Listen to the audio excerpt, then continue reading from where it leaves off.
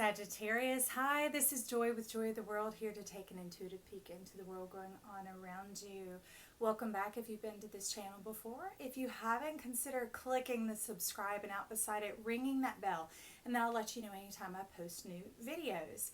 And while you're at it, give it a big thumbs up if you enjoy our channel, and also share with friends and family. So Sagittarius, these are our top two cards, and then we're going to get into a few more. Look what we've got going on here, okay? So right here we have stretch, lengthen, and strengthen. Really reach for the sky on this. And it's being able to, your focus is more upward. And as we lengthen, strengthen, that actually causes us to drive down and to root into the territory, the ground that we're standing on, what we're believing in, how we're moving forward, and who we are. Then we have initiation, which is Perth, the mystery, Phoenix, hidden secret to soar in inner perfection. So I really feel strongly that this is stretching to reach your inner perfection. In order to do that, you have to let go of any encumbrances, any ideas or ideologies that have been clouding you or crowding out who you are. Because you can see this is long and thin, right? That's all about you. There's nothing else crowding that card or your energy. And I would say do not collapse in. It can seem challenging right now, but let's get a little clarity here for Sagittarius. But that challenge will strengthen you, okay? It'll let your muscles know what you're made of. Flex that spirit. All right, got one. Let's get one more for Sagittarius here. I see you. Great. Okay, we're going to leave it down for now. So cards are tricky. I learned to listen to their personality. So under the lengthen and strengthen, we have all of you, which really I feel like ties these two cards together, because this card, initiation, has to do with like crushing, bowing, bending, breaking. And this, the olive you, is the olive oil that's produced. How do we get olive oil? You crush the olive. And as people say, we often enjoy the fruits of a predicament without appreciating where it's all come from, right? Because that olive had to be crushed in order for you to have that glorious golden oil. So we're going to start over here under stretch, lengthen, strengthen. Let's get a couple of tarot for Sagittarius over how this olive, this love, is flowing in. Too many. Let's be clear. There's one. There's the other. Okay. Oh, you're going to love it. Oh, cheers to you. Strength and temperance. Take a look here, my dear. All right. So, often when I work with decks, temperance comes out more as a process than patience. So at least if you're aware that there's activation going on in it, a pursuit going on, a direction, a purpose, then patience isn't so such a downcasting energy, such a heaviness. It's able to proceed forward step by step, day by day. It's the pouring out of your spirit, and you're investing and nurturing this tree of life that you have here, bringing forth the fruit, bringing out these olives so you can crush them, right? And that's what the strength is coming in here for. About centering your purpose and not being your own undoing. But also I see encouragement to guard against perceived threats. Okay. Sorry, sometimes the words don't come just right out. And it's being able to step forward in who you really are, to be your full strength and not feel like you have to hide or hold back, okay? That's what was being said here, is about shedding any encumbrances, ideologies, old things of the past, okay? So it's not just particular people, okay, Sagittarius, you're stepping into a new phase with Jupiter. You're stepping into this new growth. It's like you've, it's not like a seed shedding its husk. You're more like the caterpillar shedding its skin. It's not butterfly quite yet, which is good. You don't want it to be just yet. So it's going through a series of sheddings, growth, growing, determination, investing, that sort of thing, and pop into a new idea. And then you feed and you grow and you move on that, and then pop a new idea. Thus the lengthening and strengthening, the expanding your capacity to take information in, which is that expansion. But strangely enough, this card come out sideways, so I did take a peek at the back. It has to do with contracting and concentration as well. So it's about, right now you're going to go into the expansion state, into that developmental state, in order to, your contraction is going to be a crushing and a popping. So let's see a little bit of what that is about. Can you give us a card about that pop for Sagittarius? We got 2. Okay, we got number 20, Judgment, coming in inverted. I don't have inversions in my deck, but when they show up, we definitely go for it. That is under strength.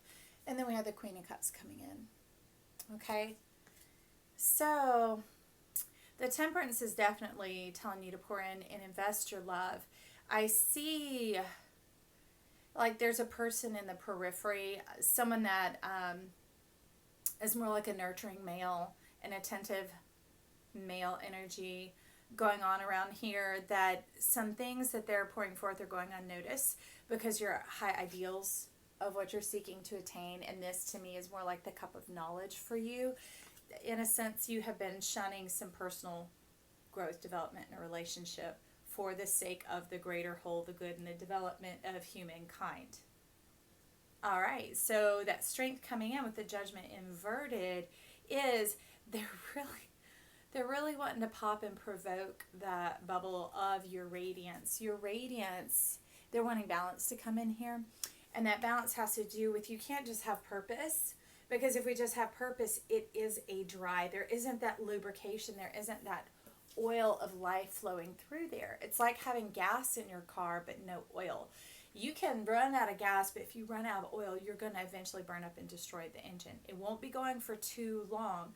So they're saying for the longevity in that Temperance, right? The longevity is really in the dailies, in the relationships, and in the connections. Okay, well, that card volunteered. In the tangible and the tactile. Okay, so it's letting us know that a lot of times you've been vaporous and vague in this pursuit of an energy that you're following when they're wanting to bring in pragmatic, practical, real life love application. Okay, so just get ready for whatever that's going to be, because it's different for each of us. Some of us, it might be, playing in a garden, putting forth a seed into the ground and seeing what love, what attention, what devotion, what listening, what that bent and angle of knowledge pursuit can bring forth. For others of you, it may be a hobby, it may be an interest that's coming forward. Let's see what something's talking over here. Bloom, number 5. It's a weaving together of a few things is what I see. Life, love, and happiness is what they're saying.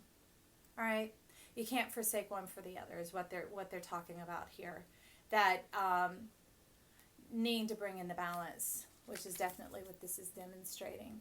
Because as you bring in that balance, you are able to reach higher heights. Okay, just a little encouragement there, y'all.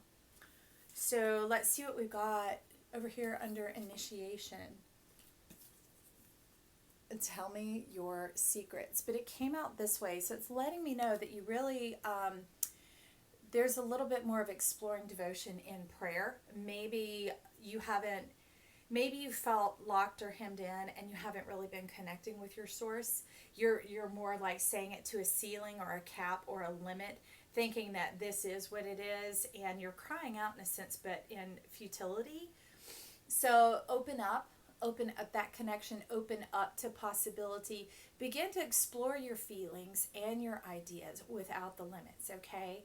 Take off the preconceived notions and how things have been patterning, which makes perfect sense over here. If you're lengthening and strengthening and stepping into this new form and facet of love, of really weaving the things together, the parts of who you are, and exploring the fullness of love in its pragmatic, practical manner, then they want you to be pragmatic and practical with your prayers, with your thoughts, with your ideas. Some of you may need a tangible thing, like a photo of where you want to travel and go, pin it on the wall. Or maybe it's developing a friendship with a new person, somebody who shares a common interest in that new hobby that you're weaving into your life. You know, that's had to do with letting people in, noticing those around you for more than just a growth opportunity, developing. So let's see more about these secrets for Saggy. Okay, those are sticking.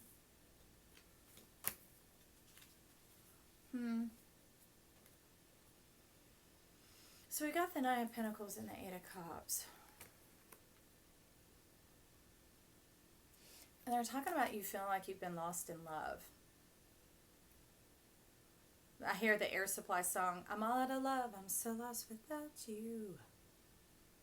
And you have a lot of what you want. Like, you're pretty satisfied in who you are, but there is some delusion associated with that.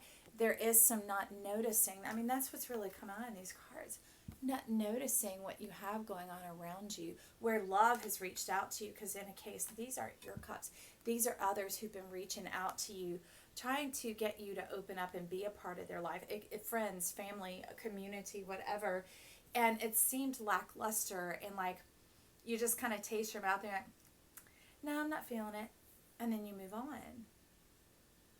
You've moved on, and yeah, you keep crafting some great things around you, but you're both open and closed. You're watchful and guarded. You know, and that has left you, they're saying empty. I've just got to go with what they're saying. Empty, because it's not about being alone, it's about being empty. Because this has to do with the fulfillment. We talked about filling up the car with gas, filling it up with oil. They're wanting to fill your life with oil, which they're telling me is your happiness. Okay? So let's see what these want to say about this Nine of Pentacles. Yeah. Okay. That's got to come in. So underneath the Nine of Pentacles, we have the Four of Wands. And this is really about celebrate yourself. Look how fun you are. Fun like wine. This sparkler's going off, chilling like a villain, laying in the shade, enjoying the beauty and the prosperity all around you. This is like a turtle. This is vulnerable for them to be on their back. They're wanting you to be vulnerable, to be exposed in a sense. And you're like, nah, okay, full stop to that. But what's happening here? She's the one hiding behind the curtain. Just enough that she can peer out and see all the magnificence going on around her, right? And maintain that same perspective, this old way, this old day. But life here is saying, be a little vulnerable, expose yourself to life. Get out there and live and discover and explore your happiness. Your happiness. I don't think you knew you were saying no to happiness because you had defined what happiness was. Happiness was this process. Happiness was this spiritual pursuit. Happiness was making the world a better place. Happiness was following these rabbit trails of ideas and putting pieces and puzzles together. But then what happens at the end of that? The mouth is tasteless and you go on to the next venture. And what they're saying is there hasn't been a lot to show for that. And it's not like material possessions like the Nine of Pentacles is saying here. Those are really representing things that are tangible progress, tangible forward movement about being in this world, not about attaining houses and land and all that sorts of thing, because they're more symbolic of relationship and connection, okay? And our world is stepping into a place that, as technology has caused so much fracturing, that they're wanting us to connect on a human level, that humanity, that love, that compassion is what is going to begin to step in and heal our world. Now, under the Eight of Cups, here we have the Tower. All right, so it's about doing away with the old way of relating to our world. It's about kind of changing your mindset. So it's reiterating what we had going on over there. Remember how there was that opportunity to see see things as a proposed threat, which is also why you were kind of hiding out over here behind the curtain, staying open and closed. They're talking about you being in a dichotomy, and so it's undermining your own progress. Like they said, you cannot proceed forward until that begins to be dealt with, okay?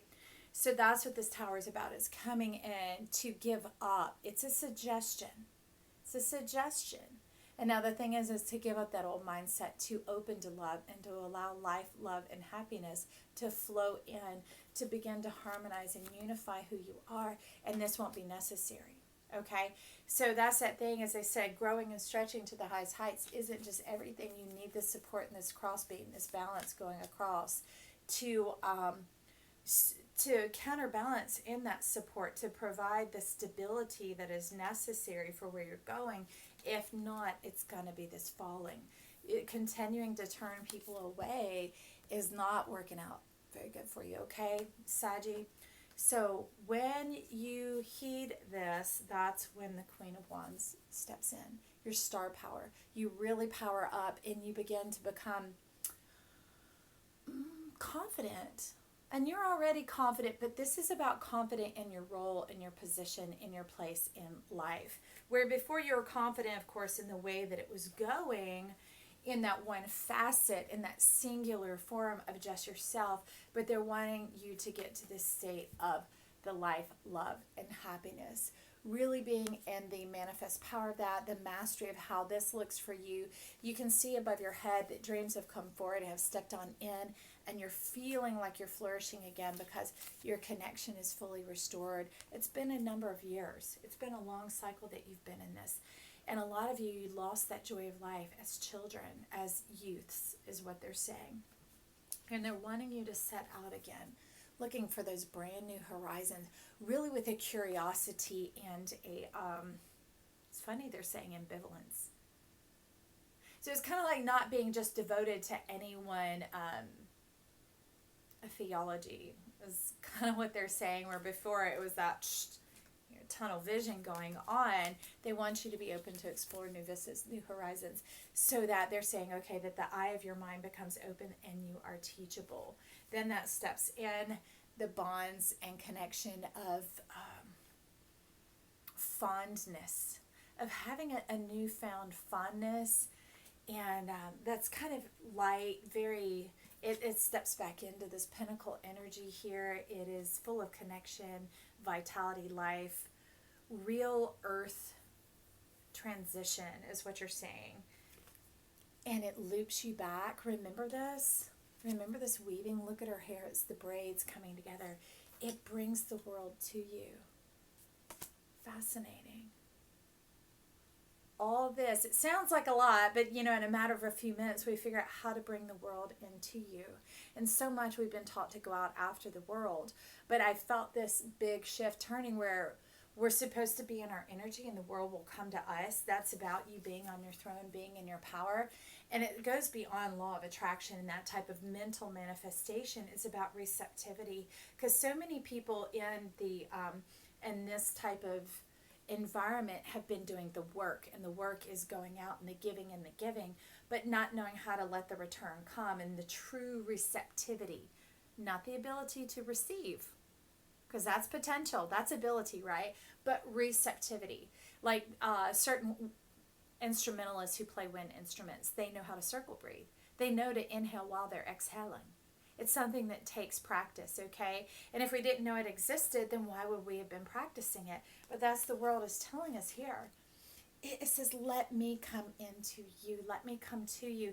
And that way you know what is for you. We don't have to be this well-roundedness anymore. No, it's just this divine weaving.